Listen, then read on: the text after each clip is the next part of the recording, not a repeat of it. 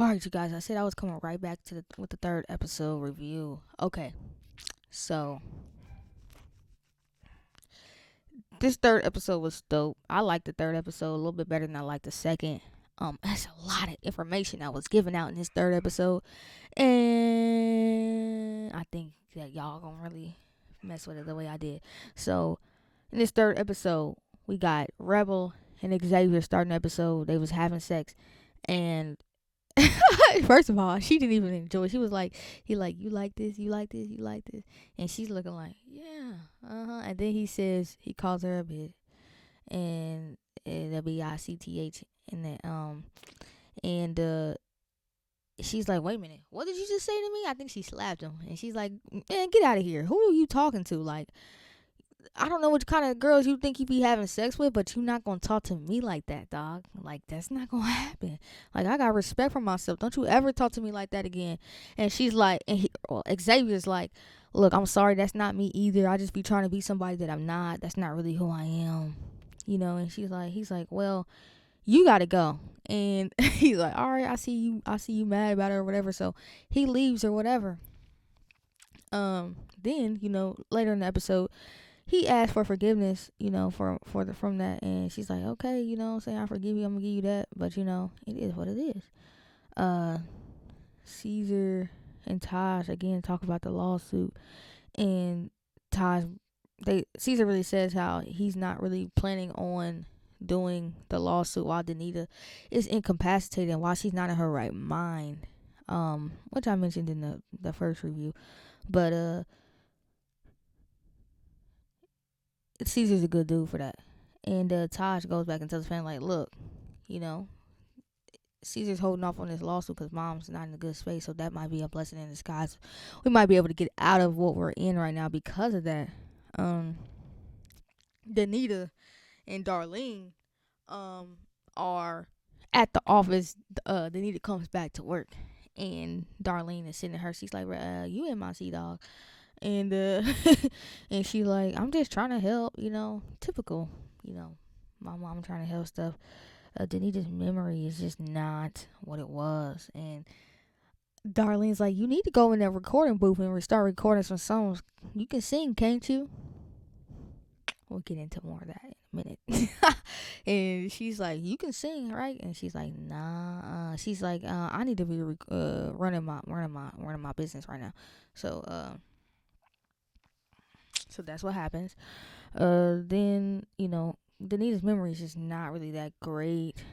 Still, she's still having some rough times remembering some of the people. Like, even I think her lawyer or financial advisor comes in, and she's like, I think I know you, but I don't know your name. And he has to remind her and everything like that. And her memory start to unfog and be clear. But she's still having some issues with that. Then we get, I think, somewhere in this episode, Danita meets up with Deacon Dwayne, and they start talking again about her dreams that she had from the last season. He's like, God told you to stop lying. You need to tell the truth. And she's like, yeah, and he started reminding her of the dreams. He's like, yeah, I think I remember that. And like, do you think this is affecting my kids? Like, what do you think it is? What do you think is going on here with this dreams? Like, why do you think it's happening this way? And he's like, it could be affecting your kids. It could be. Like, Taj getting married, and then CJ has her mental health troubles, and he's like, yeah, you need to tell the truth. You're in this situation you are in because you didn't tell the truth, which is what I said in the first review. Like, this is a part of it. You weren't honest. You had the chance and you didn't do it, and this is why you're in the situation that you're in. So then we get Taj and Rebel, and Caesar is like telling them how they want to sing at the prison, and Rebel's like, I ain't singing at no prison. I did my time in juvie. I ain't singing there no more. And he's like, did you not learn nothing from Tasha Cobbs?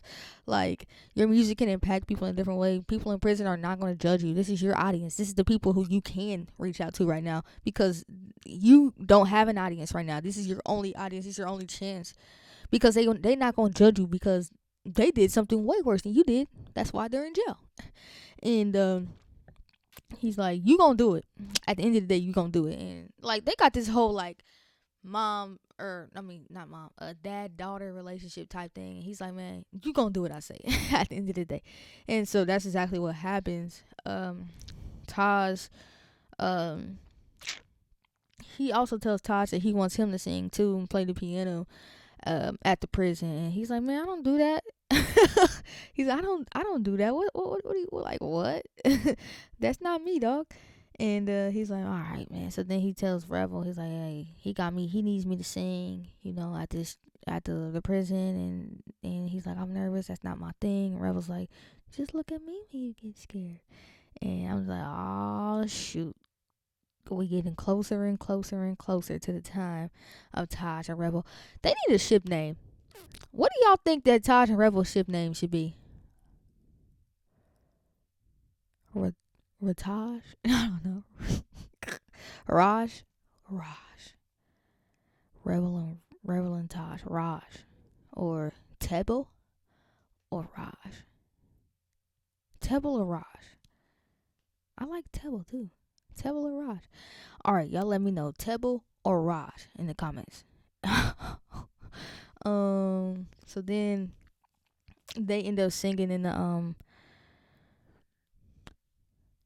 they end up going to the prison to sing. And hey, I don't know if in real life Taj is like a real life singer in church or anything like that, but he got a little gift. And he was ushering the people in. Come on, give God the praise. Come on, you can do better. Like, I don't know if that was just pure acting. That just didn't seem like acting to me. That's not something that comes naturally for people to do.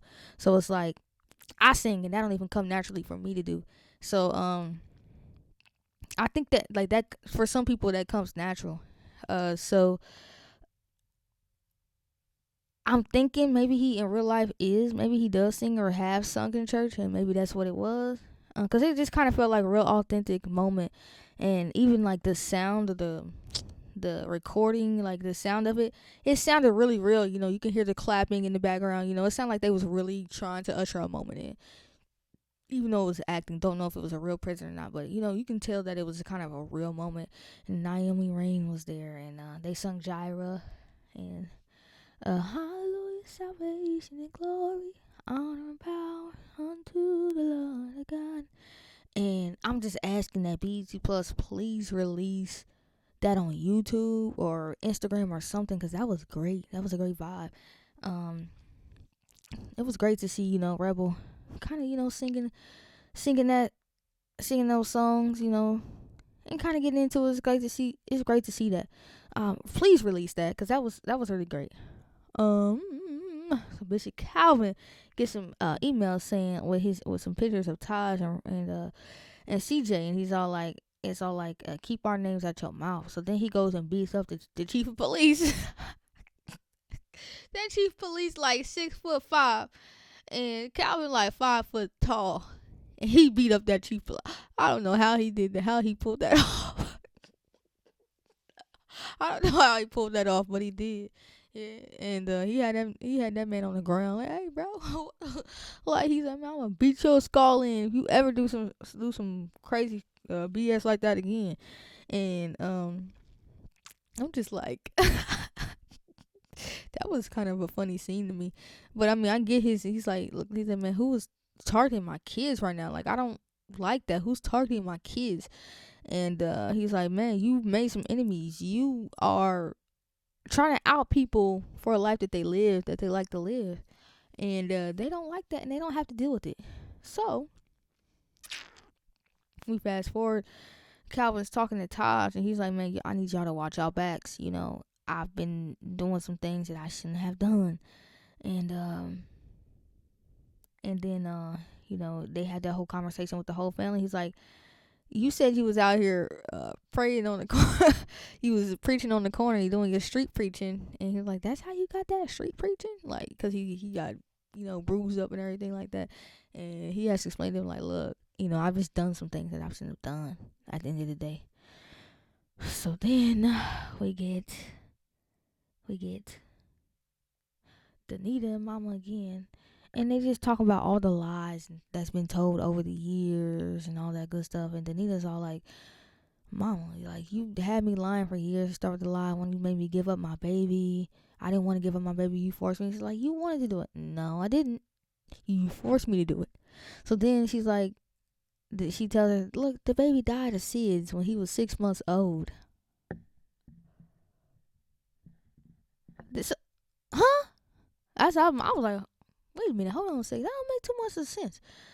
So then I got me thinking about the first episode again because the boy said that was her son. And then I was like, wait a minute, is this a dream? And then I remembered, no, Calvin saw him too. So this boy can't be dead. He can't be. If he's dead, then that means Calvin was seeing angels and Danita was seeing angels too. But that don't make much sense. So that boy gotta be alive. She gotta be lying. Either she's lying or either the real parents told them that he died so that they didn't have to keep contact or something like that. SIDS, sudden death syndrome, sudden infant death. Is what SIDS is. Sudden infant death.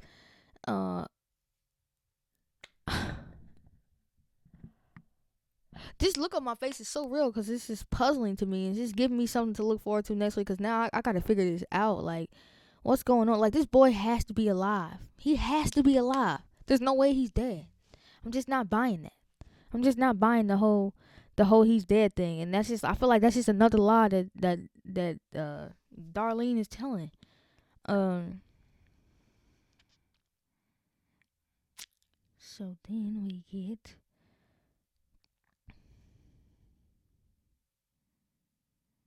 mama, first lady mama is just on everybody's nerves. And then this is why first lady mama's on everybody's nerves, because why in the heck, just remember about 10 minutes ago when I said we're gonna get to that, she was asking Danita,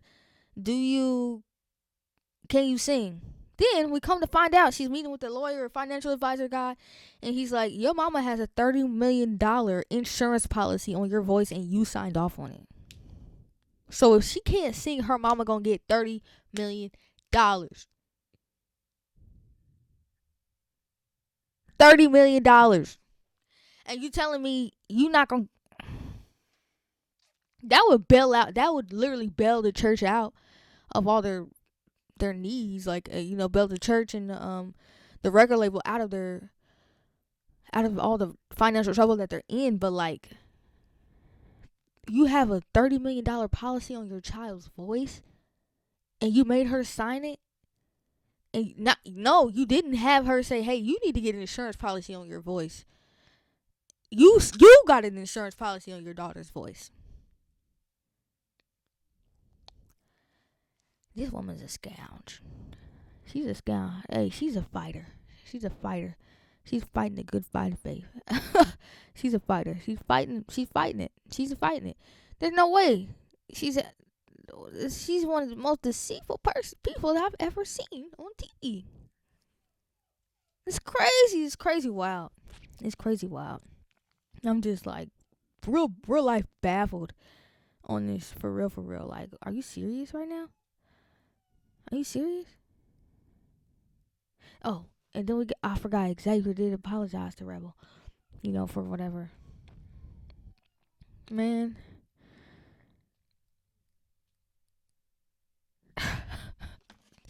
Y'all, that's just like real baffling to me, real crazy like to me.